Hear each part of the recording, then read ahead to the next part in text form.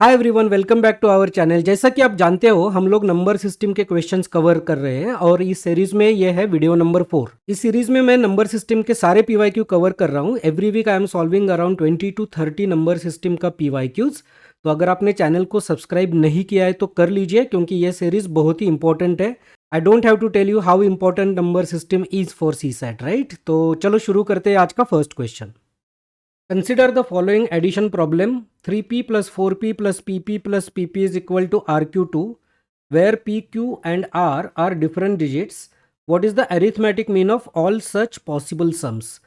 तो जितने भी rq2 आ सकते हैं उनका अरिथमेटिक मीन पूछा है। देखो, सिंपल क्वेश्चन है। 3p, 4p, pp और pp, ये सबका टोटल करना है। नीचे आएगा rq2। इसका मतलब है कि यूनिट डिजिट में 2 है, तो p का क्या पॉसिबल वैल्यूज़ हो सकता है। अगर p 0 है तो यहाँ पे 2 नहीं आ सकता, अगर 1 है तो नहीं आ सकता, 4 आ जाएगा। 2 है तो 8 आ जाएगा, तो वो भी नहीं हो सकता। 3 है तो 12 आ जाएगा, तो यूनिट में 2 आ जाएगा। तो p इज़ इक्वल टू 3 एक पॉसिबल है, क्योंकि 3 3 3 3 12 हो जाएगा और यहाँ पे कैरी आ जाएगा। लेकिन मेरा 2 का कंडीशन सेटिस्फाई हो रहा है। 4 नहीं, 6 आ जाएगा। 5 नहीं, 0 आ जाएगा। 6 नहीं, 4 आ जाएगा। 6 4 ज़ा 24। 7 7 4 ज़ा 28 नहीं। 8 8 4 ज़ा 32, तो वापस 2 आ गया, तो मुझे और एक वैल्यू मिल गया 8। 9 9 4 ज़ा 36 नहीं है, तो मुझे p के दो पॉसिबल वैल्यूज़ मिल रहे हैं। अगर मैंने p इज इक्वल टू 3 लिया तो यहाँ पे क्या होगा? 3 4 ज़ा 12, फिर यहाँ पे आ जाएगा एक कैरी। 4 प्लस 3 7 प्लस 1 8, 8 प्लस 3 क्योंकि p 3 है, 11 प्लस 3 14। तो r, q और p सारे डिस्टिंक्ट मिल गए और मुझे पहला सम मिल गया 143, राइट?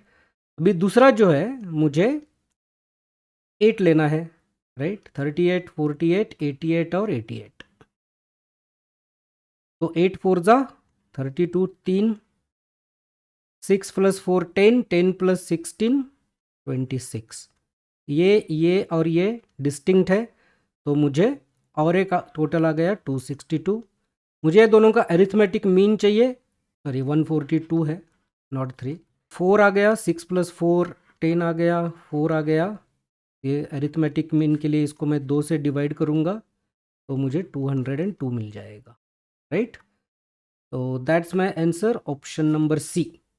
ओके, बहुत ही सिंपल क्वेश्चन है। इसमें एक बेसिक अरिथमेटिक 1 to 10 की ज़रूरत है, तो it is a very easy question. Let us go to the next one.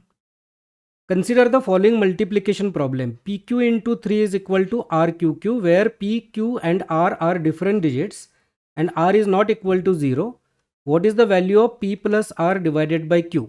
तो हमें बेसिकली पी क्यू और आर के यूनिक वैल्यूज़ फाइंड करना है, फिर ये एक इजी सा प्रॉब्लम सॉल्व करके इसका आंसर ढूंढना है। तो क्या बोला गया है? P Q into 3 is equal to R Q Q. Okay, तो यहाँ पे देखो, क्या q का वैल्यू क्या आ सकता है कि इस मल्टीप्लिकेशन के यूनिट में 3 ही आना पड़ेगा, सॉरी q ही आना पड़ेगा। अगर 3 से मल्टीप्लाई करते हो q को, तो जो भी नंबर आएगा उसके यूनिट डिजिट में q ही आना पड़ेगा। तो q का वैल्यू 1 नहीं आ सकता, राइट? 3 1 ज़ा 3 आ जाएगा, 3 2 ज़ा 6 आ जाएगा, मतलब यहाँ पे q 2 आ जाएगा, यहाँ पे 6 आ जाएगा, तो पॉसिबल नहीं है। 3 3 ज़ा 9 आ जाएगा, 3 4 ज़ा 12 में से 2 आ जाएगा, नहीं है। 3 5 ज़ा 15, तो बराबर है 3 q। यहाँ पे 5 आ सकता है, अगर मैंने 5 3 ज़ा 15 किया तो यहाँ पे भी 5 ही आएगा। 6 नहीं आ सकता, 6 3 ज़ा 18, 7 3 ज़ा 21, 8 3 ज़ा 24, 9 3 ज़ा 27, और कुछ नहीं है। मुझे q का एक यूनिक वैल्यू मिला है 5। तो अब मेरा प्रॉब्लम क्या है? p5 into 3 is equal to r5 that is my problem, right? अब देखो क्या होता है। 5 3 ज़ा 15, यहाँ पे आ गया 1, राइट? अब मुझे p का एक ऐसा वैल्यू ढूंढना है जिसको 3 से मल्टीप्लाई करने से और 1 का कैरी ऐड करने से जो नंबर आएगा उसके यूनिट में मुझे 5 चाहिए, राइट?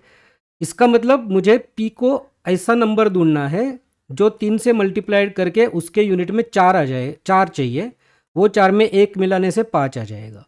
क्या आता है? 3 1 ज़ा 3, 3 2 ज़ा 6, 3 3 ज़ा 9, 3 4 ज़ा 12, 3 5 ज़ा 15, 3 6 ज़ा 18, 3 7 ज़ा 21, 3 8 ज़ा 24। तो मुझे एक p का वैल्यू आ गया 8, राइट, क्योंकि उसके 3 8 ज़ा 10 24 एक यूनिट में 4 आ गया, उसमें 1 मिलाने से 5 आ गया। तो अगर मेरा p 8 है तो मेरा क्वेश्चन हो गया 3, तो दिस इज 15 और दिस इज 255, राइट। इसका मतलब when p is equal to 8, r is equal to 2 and q is equal to 5। ये 3 नंबर मुझे मिल गए। अब मुझे पूछा क्या गया है? p plus r is 10 divided by q is 5, तो my answer is 2। That's my answer, option number B. Okay, ये बहुत ही सिंपल क्वेश्चन है, basic arithmetic again. Let us go to the next one. Consider the following statement, the sum of 5 consecutive integers can be 100. The product of 3 consecutive natural numbers can be equal to their sum. Which of the following statement is correct? तो मैंने हमेशा आपको बताया है कि अगर जहाँ पे कॉन्जिक्यूटिव होते हैं वहाँ पे मिडल वाला नंबर x मान लीजिए। तो पहला नंबर हो गया x-2, फिर x-1, फिर x+1 और x+2। ये सबका टोटल हमें बताया गया है कि 100 हो सकता है क्या? तो ये अगर मैंने सबका टोटल किया तो मेरे को मिलेगा 5x, ये -2 को ये +2 कैंसिल हो जाएगा, ये -1 को ये +1 कैंसिल हो जाएगा, तो मुझे मिलेगा 5x is equal to 100, x is equal to 20। मतलब मुझे 20, 19, 18, 21 और 22, ये 5 नंबर का जो टोटल है वो 100 है। तो first statement is correct. Second statement, हमने कई सारे प्रॉब्लम ऑलरेडी प्रैक्टिस में सॉल्व किए हुए हैं। The product of 3 consecutive natural numbers, हमें पता है कई बार यूपीएससी ने भी इस पर सवाल पूछा है। तो 1 2 3 है, ये नेचुरल नंबर्स है, उनका प्रोडक्ट 6 है और उनका सम भी 6 है, तो ये स्टेटमेंट भी सही है। वैसे आप इक्वेशन करके भी इसको डिराइव कर सकते हो, लेकिन यहाँ पे ज़रूरत नहीं, हमको पता है। तो both the statements are correct, option number C. Okay, let us go to the next one. The sum of 3 consecutive integers is equal to their product. How many such possibilities are there? तो हमें एक possibility तो पता है, लेकिन हमें ये पता नहीं कि और क्या क्या पॉसिबिलिटीज़ है। ओके, क्योंकि यहाँ पे 2 भी है 3 भी है, तो क्या 2 और 3, देखो थोड़ा लॉजिकली सोच लोगे तो आपको पता चलेगा कि अगर 1 2 3 है तो -1 -2 -3 भी एक होना चाहिए, क्योंकि यहाँ पे नेचुरल नंबर नहीं बोला गया है, सिर्फ इंटीजर बोला गया है। अगर नेचुरल नंबर कहते तो there has to be only one which is 1 2 3, लेकिन यहाँ पे इंटीजर बोला गया है, तो मैं निगेटिव नंबर भी ले सकता हूँ। तो इनका भी मल्टीप्लिकेशन मुझे -6 और इनका टोटल भी -6 आ रहा है ना। तो 2 तो मुझे पता है, लेकिन हमें क्या तीसरा भी हो सकता है? तो थोड़ा दिमाग को जोर लगाया तो हमें दिखाई देगा कि ये भी एक कॉम्बिनेशन हो सकता है, राइट। इनका टोटल 0 है और इनका मल्टीप्लिकेशन भी 0 है। लेकिन अगर मुझे इसको मैथमेटिकली सॉल्व करना है, राइट, तो मैं क्या करूँगा? मैं अपने कंसेप्ट के हिसाब से ये 3 नंबर एश्यूम करूँगा। तो ये तीनों का जो टोटल है x plus 1 plus x-1 is equal to x-1 into x+1। तो मुझे x के कितने वैल्यू मिलते हैं? यहाँ पे मुझे मिल गया 3x is equal to x² minus x into x+1। तो यहाँ पे मुझे मिल गया x³ plus x² minus x² minus x, this is equal to x³ minus x। तो ये मुझे इक्वेशन मिल गया। अब ऑब्वियसली इसमें सब तरफ x कॉमन है, तो in this scenario never forget that x का एक वैल्यू 0 हो सकता है। x कॉमन निकालने से पहले हमेशा आपको ये देखना पड़ेगा कि x का एक वैल्यू 0 हो सकता है, राइट। तो एक तो हमें इक्वेशन का, क्योंकि ये 0 - 0 और ये 3 × 0 0, तो इक्वेशन सेटिस्फाई हो जाता है। तो आप x को बाहर निकालने से पहले या x से इस इक्वेशन को पूरा डिवाइड करके सिंप्लीफाई करने से पहले एक वैल्यू तो आप ले लेना है कि x is equal to 0, right. फिर आप अगर इसको दोनों साइड को x से डिवाइड करोगे तो आपको मिल जाएगा 3 is equal to X square minus 1, that means X square is equal to 4, that means x is equal to +2 and -2। तो ये भी मुझे x के दो वैल्यूज मिल गए। तो मेरे क्या क्या नंबर है, x माइनस 1, x और x प्लस 1, मुझे मिल गया 0, 2 और -2, तो मुझे मिल गया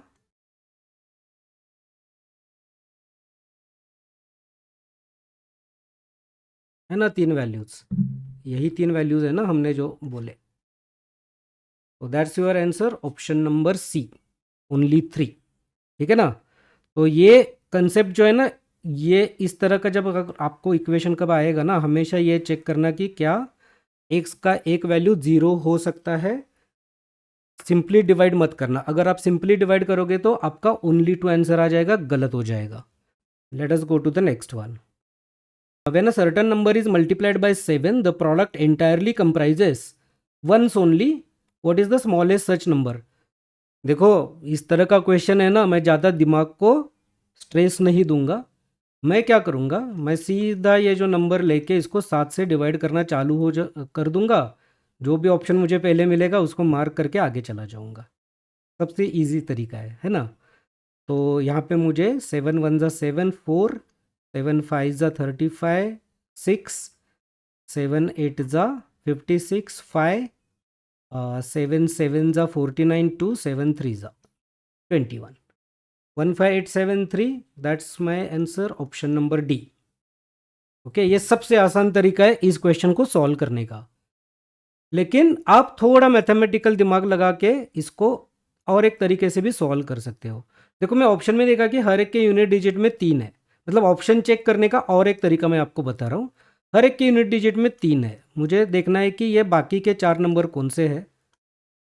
तो इस नंबर को मैंने अगर कर दिया तो मुझे ये ऐसा कुछ मिल रहा है, राइट। तो 7 3 ज़ा 21, यहाँ पे 2 है। अब मुझे ऐसा नंबर यहाँ पे चाहिए जिसको मैं 7 से मल्टीप्लाई करके 2 में ऐड करूँ, तो जो भी आएगा उसका यूनिट में 1 होना चाहिए, है ना। तो ये तो यही नंबर है ना, 1 2 8 और 7। तो मेरे पास 1 2 8 और 7 है ऑप्शन में। 7 1 ज़ा 7 + 2 9 नहीं, 7 2 ज़ा 14 + 2 6 नहीं, 7 8 ज़ा 56 + 2 58 नहीं, 7 7 ज़ा 49 + 2 51। तो मुझे यहाँ पे 7 चाहिए, दैट मीन्स ये 73 से एंड होने वाला ऑप्शन ही मेरा सही ऑप्शन है, 15873। ठीक है ना। So this is another way of doing it, but this is a very simple question. Let us go to the next one. Consider the question and the two statements given below. Question: is x an integer? Statement 1, x by 3 is not an integer. Statement 2, 3x is an integer. Which one of the following is correct in respect of the question and the statements? 1 is sufficient to answer question, 2 is sufficient, both are sufficient और both are not sufficient. तो question क्या है, is x N integer, क्या x एक पूर्णांक है। Okay, तो हमें बोला गया है कि x by 3 is not an integer, ये इंटीजर नहीं है। तो इसमें मैं अगर x को 5 मान लूँ तो मुझे मिलता है 5/3, और this is not an integer but x is an integer. अगर मैंने x को 1/3 मान लिया, यहाँ पे मुझे मिल गया 1/9 which is also not an integer. तो मैं एक इंटीजर लेके चेक किया, एक नॉट इंटीजर लेके चेक किया अलग अलग, तो एक दोनों सिनारियो में मुझे x/3 नॉट इंटीजर मिला। लेकिन मुझे ये आंसर करना अब पॉसिबल नहीं है कि क्या x इंटीजर है या नहीं है। So x is not an integer, is this statement, first statement is not sufficient to answer. 3x is an integer. ठीक है भैया, 3x इंटीजर है, तो 3x को मैं एक बार 3 मानूंगा, मैं एक बार 5 मानूंगा। तो 3x को मैंने अगर 3 माना तो x मिल गया मुझे 1, यहाँ पे x मिल गया मुझे 5/3। ये इंटीजर है, ये इंटीजर नहीं है। तो x इंटीजर है या नहीं, मैं इस पर से आंसर नहीं कर सकता। So by using both statements separately or together, I cannot answer this question.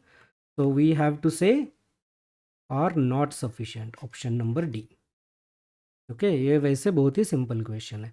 देखो अभी तक जितने भी क्वेश्चन 21 22 के ये सारे क्वेश्चन है, जितने भी क्वेश्चन है 1 to 9 डिजिट के अंदर ही है. ओके खाली आपके कॉन्सेप्ट्स क्लियर होना चाहिए कि कैसे करना है. कैलकुलेशन बिल्कुल भी मुश्किल नहीं है. सीसेट में बिल्कुल भी कैलकुलेशन डिफिकल्ट नहीं होता जैसे और कुछ एग्जाम्स में होता है CDHL जैसे, ठीक है ना. तो बिल्कुल भी डरने की बात नहीं है, खाली कंसेप्ट क्लियर करा लेना. Let us go to the next one.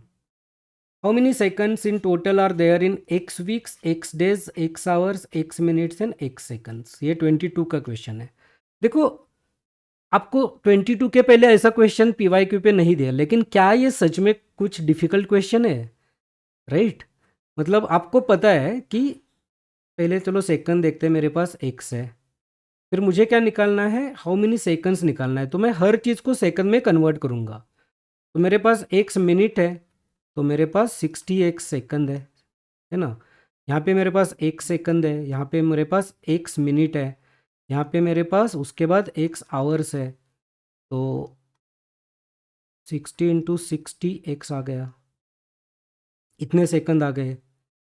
मतलब एक मिनट में 60 सेकंड्स है, तो x आवर्स में 60 इंटू 60 x आ जाएगा, है ना. 60 into 60 seconds into x number of hours. फिर मेरे पास डेज है, x डेज है, तो मेरे पास इसको मैं 3600 करा ही लेता हूँ. 3600 इंटू 24 ये हो गए एक दिन के सेकंड. इसको मैं एक से मल्टीप्लाई कर दिया तो ये हो गए x डेज के सेकंड. और फिर मेरे पास x वीक्स है, तो मेरे पास एक दिन के सेकंड है, उसको मैं 7 से मल्टीप्लाई कर दूंगा. तो ये मेरे पास एक वीक के सेकंड. अब मुझे सबका टोटल करना है ना. तो मेरे पास टोटल हो गया x 60x 3600x. फिर मैं ऐसे ही लेता हूँ, मैं सॉल्व नहीं करूँगा इसको. 3600 into 24x, 3600 into 7 into 24x. ये सबका मुझे टोटल करना है. अब मैंने ऑप्शन देखा, ओके मुझे यूनिट डिजिट में ये दो ऑप्शन में 1 दिखाई दे रहा है, ये दो ऑप्शन में 0 दिखाई दे रहा है. तो पहली तो बात है कि ये दो ऑप्शन नहीं होंगे क्योंकि ये बहुत ही छोटे नंबर है. राइट मतलब 3600 इंटू 24 ये ऑलरेडी 11,581 से बहुत ज़्यादा आगे निकल गया. 3600 का 3 टाइम्स ही कर लोगे तो 11,000 के आसपास आ जाएगा. तो 24 टाइम्स करना है, उसमें वापस ये भी तो ऐड करना है. तो ये पहले दो ऑप्शन तो नहीं है. ये बाकी ऑप्शन में, बाकी दो ऑप्शन में देखो ये बाकी सब सेम है, सिर्फ 0 और 1 में डिफरेंस है. तो मुझे सिर्फ यूनिट डिजिट निकालना है. यूनिट डिजिट क्या आएगा इसका, देखो ये जो नंबर है इसके यूनिट डिजिट में 0 आएगा. ये नंबर में तो 0 है ही, इसके भी यूनिट डिजिट में 0 है, इसके यूनिट डिजिट में 1 है क्योंकि ये 1x है, और इसमें भी 0. तो ये जो भी नंबर आएगा इसको मैं टोटल करूँगा ना, मेरे को यूनिट डिजिट में 1 ही आना है. That's my answer, option number D. Okay तो ये छोटी छोटी चीज़ें जो है, जो जहाँ पे आपको थोड़ा इंटेलिजेंटली सोचना है ऑप्शन देखने के बाद, क्योंकि यूपीएससी में ऑप्शन भी इस तरह से देते हैं कि कई बार आप उधर देख के आंसर निकाल सकते हो. This is a classic example of that. कुछ भी मैंने मतलब इसमें लॉजिकल सिर्फ एक थिंकिंग किया और लेकिन कैलकुलेशन कुछ भी नहीं किया, मुझे आंसर मिल गया ऑप्शन नंबर डी. क्योंकि मुझे पता है कि ये नंबर इस नंबर के पास है, और मुझे रादर ये पता है कि इस नंबर के पास नहीं है, और मुझे ये पता है कि उसके यूनिट डिजिट में 1 है. ऐसा एक ही ऑप्शन है, option number D. Let us go to the next one. Person X wants to distribute some pens among 6 children ABCDEF. तो ये 6 बच्चे हैं अपने पास. ओके कोई एक दयालु आदमी उनमें पेन डिस्ट्रीब्यूट करना चाहता है.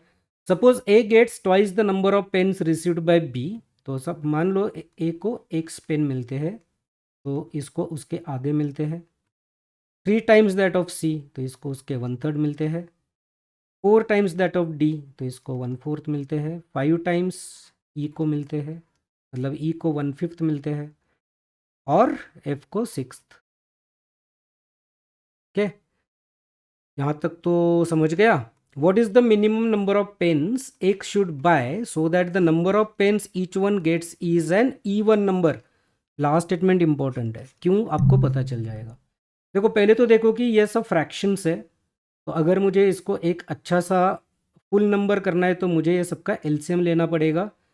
इसका एलसीएम आएगा 5 3 2 5 3 15 20 30 एंड 2 60, राइट। इसका एलसीएम है 60, तो इसको 60 ले लेता हूँ, फिर इसको 60 का आधा 30, फिर इसको 1/3 20, 1/4 15, फिर 12, फिर 10, है ना। तो मुझे अब ये सब का टोटल करके आंसर निकालना है। अगर मैंने ऐसे किया तो गया, क्योंकि यहाँ पे बोला है कि number of pen each one gets is an even number, लेकिन यहाँ पे मुझे एक ऑड नंबर मिला है, तो मैं ये सेट नहीं यूज कर सकता। इसको मुझे वापस अगर इवन नंबर बनाना है तो मुझे डबल करना पड़ेगा, क्योंकि नेक्स्ट सेट लेना पड़ेगा। सो this is 120, then this is 60, this is 40, this is 30, this is 24, this is 20। यहाँ पे सब कुछ इवन है, तो I can add all this number. When I add all this number, ये देखो यहाँ पे क्या आएगा, ये दोनों का टोटल 100, ये तीनों का टोटल 74, ये तो 120 है ही, तो ये 220 274 सॉरी 220 इंटू प्लस 74 294 आ गया। That's my answer, option number C. देखो यहाँ पे 147 भी है, मतलब इसका आधा वाला, तो इसका टोटल 147 आएगा। अगर आपने ये मार्क कर दिया गलत हो जाओगे।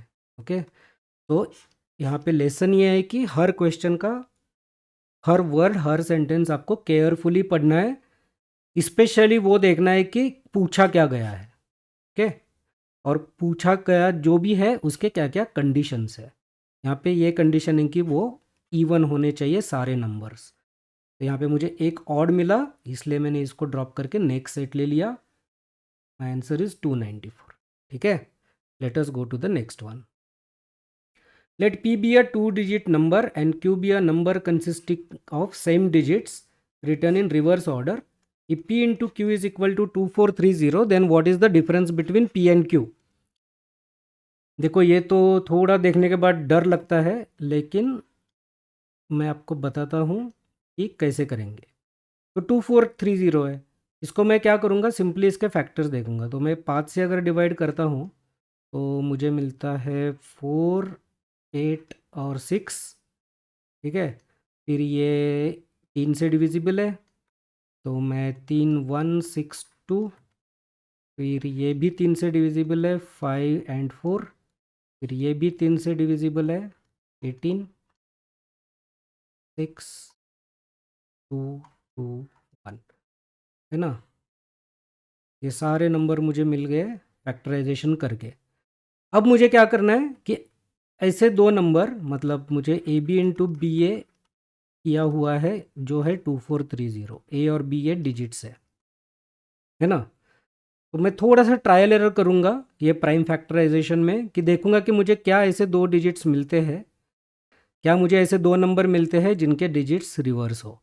अच्छा, मुझे बीच में ये भी बात ध्यान में आ गई कि 2430 अगर उनका मल्टीप्लिकेशन है, इसका मतलब 0 तो इसका फैक्टर नहीं होता है कभी, तो फिर इसमें 5 और इवन होना चाहिए।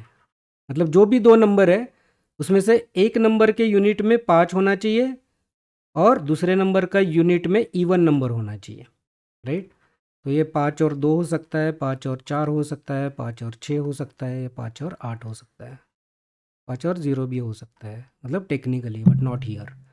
ठीक है, तो अभी मैं ये देखूंगा, तो देखो यहाँ पे मुझे पास तो दिख रहा है, तो मैं 5 3 ज़ा 15 और 51 ले लूँगा, राइट। लेकिन मुझे पता है कि इसका जो मल्टीप्लिकेशन है तो ये ऑलमोस्ट 750 के आसपास जा रहा है, मतलब मैं एक्चुअल भी नहीं करूँगा, 15 5 ज़ा 750 है, राइट, मतलब 765 आ जाएगा।